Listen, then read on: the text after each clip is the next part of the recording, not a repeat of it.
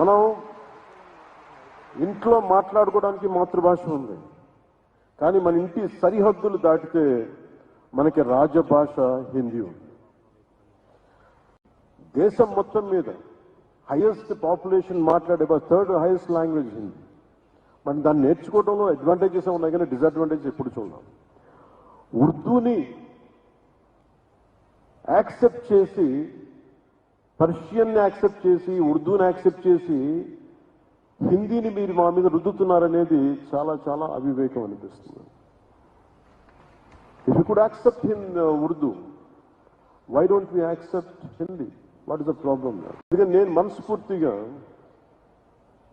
2000 ఎప్పుడో ఒక సినిమా చేసినప్పుడు, కుషేన్ సినిమా చేసినప్పుడు, that is my commitment to my రాష్ట్ర భాష, నా భాష ఇది, నా హిందీ. ఈ మేరా జహాన్ అని పెట్టానంటే ఆ రోజు నాకున్న హిందీ రాష్ట్ర భాష మీద ఉన్న గౌరవం. ఇది ఎందుకు ఒక తెలుగు సినిమాలో హిందీ పాట ఎందుకు పెట్టాల్సి వచ్చిన అవసరం వచ్చిందంటే, ఇది మాతృభాష నా తెలుగు అయితే నా రాష్ట్ర భాష హిందీ చెప్పడానికి చేస్తున్నారు.